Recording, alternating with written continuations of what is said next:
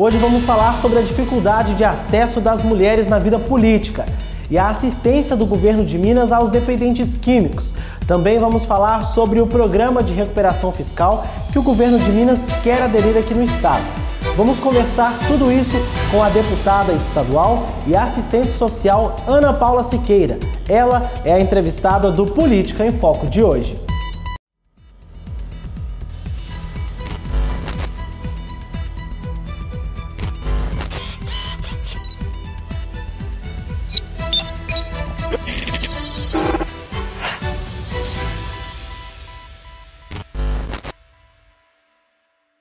Ana Paula Siqueira é a entrevistada do Política em Foco de hoje. Deputada, que bom que você veio, muito obrigado. Eu que agradeço o convite, agradeço a disponibilidade para a gente poder conversar um pouquinho, sobre os aspectos todos da política no Brasil. Deputada, vamos falar um pouquinho do seu trabalho. A senhora é vice-presidente da Comissão de Prevenção e Combate ao Uso de Crack e outras drogas. Eu queria saber se você acredita que o governo tem dado assistência para os viciados.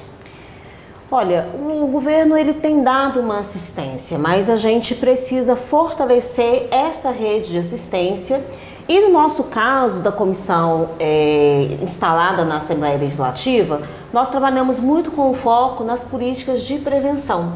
Prevenção, tratamento e reinserção social, É um tripé que a gente considera que é uma política mais econômica para o Estado fazer, para o governo fazer, mas que também rende aí melhores resultados, para a sociedade. Então, nós precisamos dos investimentos do Estado.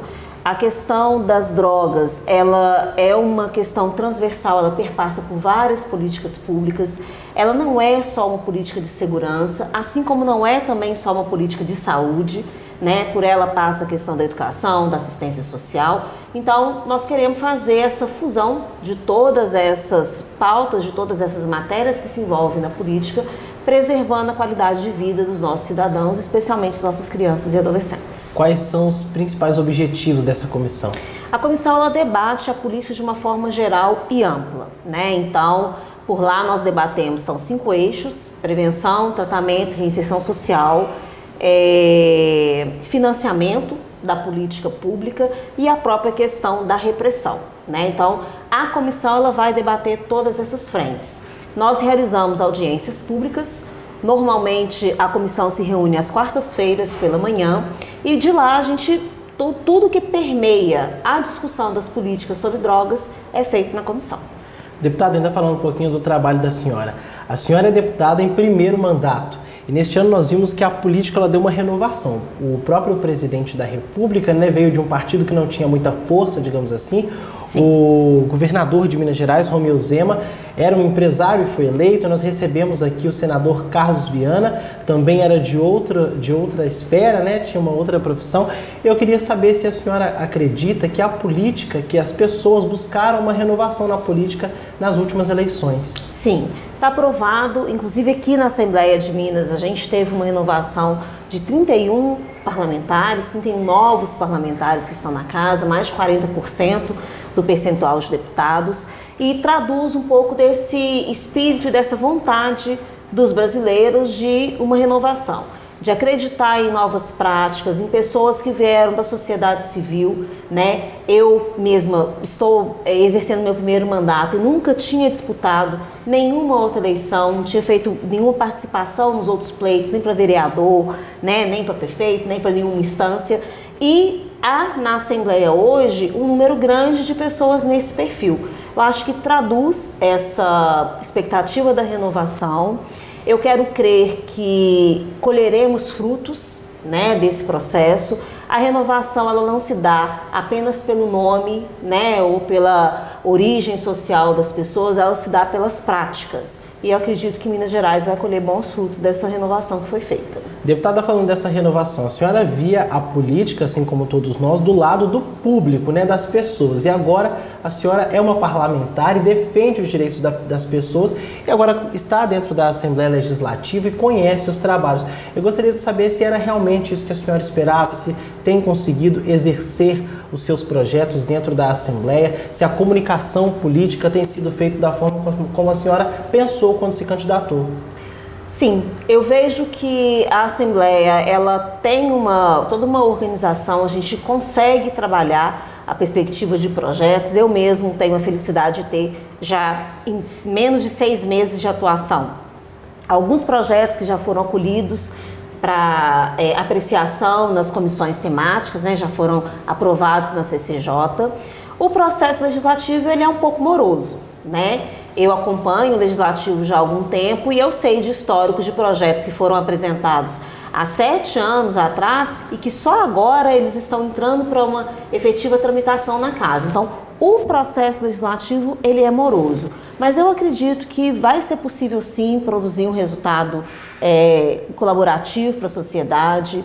Nós, além da discussão, da apresentação de projetos de leis, nós temos como parlamentares, uma das nossas funções é fiscalizar, né? Então a gente tem essa tramitação de fiscalizar o governo, de ver o aporte financeiro nas políticas públicas. Um outro instrumento importante também na Casa Legislativa são as frentes parlamentares, que são organizações de deputados que vão discutir assuntos específicos, temáticas específicas. Eu tenho participado de algumas dessas frentes, estou participando da frente em defesa dos direitos da criança e do adolescente. Por lá nós vamos discutir toda a estruturação política, da política pública de crianças e adolescentes. Também a frente parlamentar em defesa dos povos indígenas, quilombolas e povos tradicionais, que são minorias que precisam ter esse espaço, e outras temáticas como o meio ambiente para aprofundar numa outra área. Então, a Casa Legislativa, não só por uma análise de projetos, né, e de legislação. Se a gente for fazer uma análise bem fria, legislação existe muitas, né, inúmeras, mas nós temos que fazer aquilo que realmente vai trazer um resultado efetivo para a população. Deputada, nós que estamos na Assembleia, quase que sempre acompanhamos as frentes parlamentares, as comissões, e vemos que as pessoas elas participam, né? Elas fazem jus. A Assembleia é realmente a casa do povo e as pessoas vão lá. O senhor acha importante que as pessoas a importância de elas irem até a Assembleia para acompanharem as comissões, as frentes parlamentares? Acho extremamente importante. Eu acredito na participação popular. Vim desse movimento para ocupar esse assento na Assembleia. Antes de eu assumir na Assembleia, eu fui secretária municipal aqui em Belo Horizonte, da Secretaria de Participação Popular, e por lá a gente trabalhava os mecanismos de participação. Chegar até a Assembleia, muitas vezes para a população, embora é a casa do povo, é onde as pessoas participam, não é muito fácil, né? A vida legislativa acontece no horário comercial, então normalmente as pessoas também têm mais dificuldade de deixar os seus trabalhos para acompanharem lá. Mas a Assembleia ela tem uma ampla estrutura de participação, seja através da TV Assembleia, da rádio, das redes sociais, então facilita a participação das pessoas. Eu aproveito aqui, inclusive, para fazer um convite para cada um de vocês, telespectadores, ouvintes, que vocês possam participar conosco na Assembleia, acompanhar os nossos processos, acompanhar a vida dos parlamentares. É muito importante, faz muita diferença. E a gente escuta muito assim, né? Depois que a pessoa está eleita, está exercendo, a gente não consegue mais encontrar, não consegue mais falar, não consegue mais saber. Infelizmente, a gente tem no Brasil uma circulação de informações que são aquelas informações mais picantes, né? Aquelas que vão ter um apelo popular maior, que vão muitas vezes falar dos processos de corrupção e não necessariamente vão trazer toda a informação que é trabalhada no bojo da vida parlamentar. Então, é muito importante que cada um de vocês e cada uma de vocês possa participar conosco, nos acompanhando nas redes sociais. É impossível não falar da reforma da Previdência com todos os entrevistados aqui do Política em Foco, já que é um assunto que está muito em evidência. Eu gostaria de saber a opinião da senhora, eu gostaria de saber quais os pontos que podem trazer benefícios para a população, no seu ponto de vista. Olha, nós tivemos uma discussão muito intensa da reforma, né? Passamos aí alguns meses debatendo um texto que havia sido apresentado, que trazia inúmeras preocupações. Não quero dizer aqui que elas acabaram, mas nos preocupava muito a questão da reforma no tocante à contribuição das pessoas de comunidades rurais, a próprio aumento da idade para as mulheres, né, o tempo de contribuição também, a questão do BPC, que é um benefício de prestação continuada que estava sendo cortado das famílias, e também o próprio modelo de capitalização que estava sendo previsto no primeiro texto. Isso nos preocupou bastante, nós fizemos inclusive alguns debates discutindo sobre. Estudamos aí, mundo afora, né, os modelos de capitalização que tinham sido implementados e identificamos que, por exemplo, no Chile, isso é, na verdade, um grande desastre para aquela população, onde a gente tem a população idosa sofrendo de adoecimento mental, suicídio, fruto de uma política de previdência que não atende à expectativa e à necessidade das pessoas. A nossa repórter Gabriele Junqueira foi às ruas perguntar para as pessoas se elas acreditam que as mulheres ainda têm dificuldade de ingressar na vida parlamentar e, sobretudo, as mulheres negras. Vamos acompanhar, olha só. Será que as mulheres têm mais dificuldades em ingressar na vida política? E as mulheres negras? É mais difícil seguir na atividade parlamentar? Dá só uma olhadinha. Sim, acho que pelo fato de... Aqui no Brasil, principalmente, a gente tem um grande problema de racismo. Tem preconceito em tudo quanto é lugar. Você entra numa loja, os pessoal já te olha diferente. Agora você imagina na política como é que é. Olha, eu acredito que não. Depende de qual região ela se candidataria, né? E também quais os ideais dela, né? Tem, com certeza, porque muitas coisas que elas dizem, às vezes as pessoas não concordam. E como a gente sabe, hoje em dia, as pessoas, elas falam muito que os negros estão de mimimi, né? Eles não acreditam que realmente o preconceito, não, na verdade o preconceito não, o racismo ele ainda está enraizado na nossa sociedade. Então, em relação às mulheres, isso ainda é um pouco dificultoso por ser mulher, né? Então, mulher e negro ainda é mais difícil ainda. Tem, por causa do preconceito, né? Tanto por ser negro quanto por ser mulher. As pessoas acham que, normalmente os homens e até algumas mulheres acham que as mulheres não devem alcançar cargos altos e acham ainda pior porque os negros não podem alcançar. Olha, achei muito interessante vocês trazerem esse assunto para ser discutido aqui e as opiniões elas são diversas, né? A gente tem que considerar que nós vivemos um momento, o Brasil está estruturado numa tradição, né, uma questão até cultural mesmo, onde nós mulheres não temos os mesmos acessos que os homens. Isso vale para o trabalho, vale para o mundo dos negócios e vale também para a política. É fácil da gente contabilizar isso se a gente pegar os números, né? Percentualmente isso é muito perceptível. As mulheres em geral elas compõem menos de 10% da ocupação dos cargos eletivos.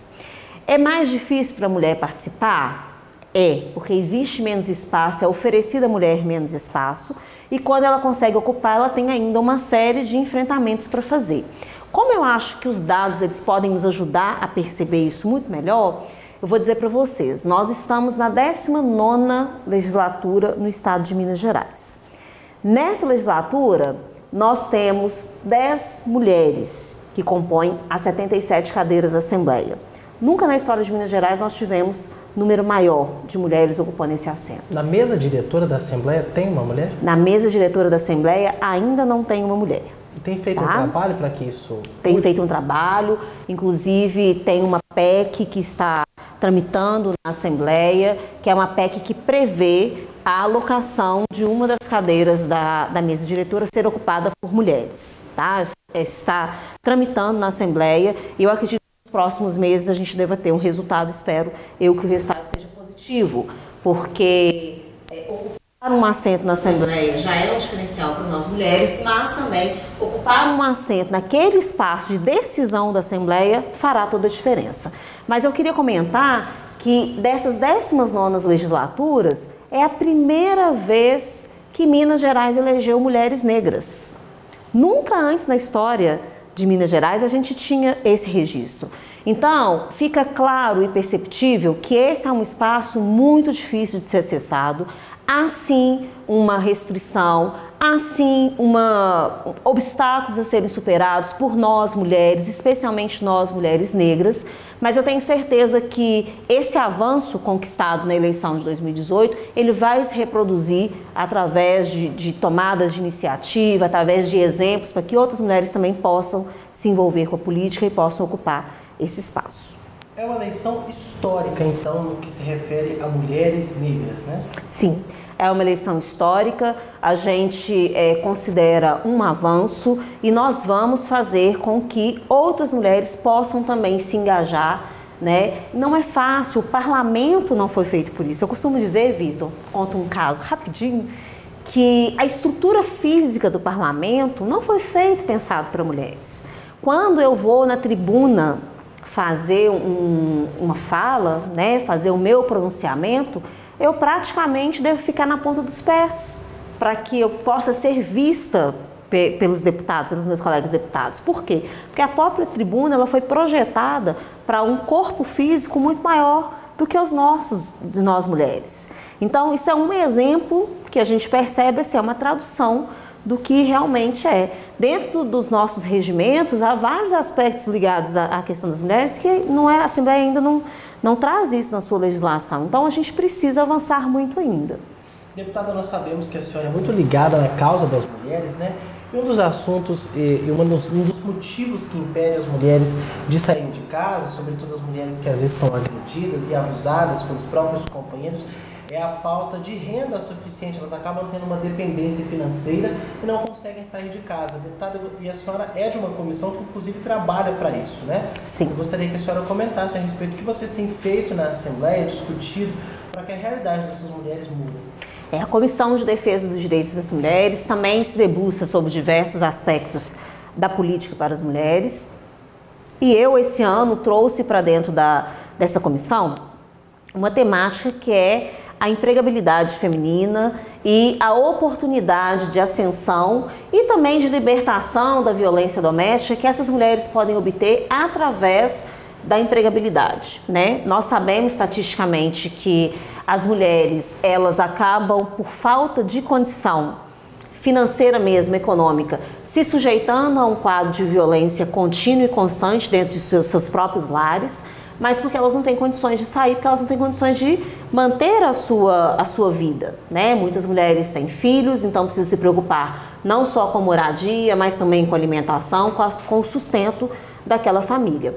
Então, lá na Assembleia nós promovemos, nesse primeiro semestre, uma audiência pública que tratou sobre a questão da empregabilidade e nós estamos aguardando a Secretaria de Defesa Social do Estado, as manifestações sobre como anda essa política no Estado, qual o planejamento futuro e qual a perspectiva de um olhar diferenciado para permitir que essas mulheres possam, através de políticas públicas, sonhar com uma perspectiva melhor, né, de oportunidades, de ascensão, de trabalho e de engajamento social que as permitirá, na verdade, uma condição de liberdade de pensamento, mas liberdade também econômica. Avançando, né, deputada? Avançando, sempre. O Roniel Nascimento, da Rádio Nova 93, lá de Itabira, enviou uma pergunta para a senhora. A gente vai acompanhar agora, olha só.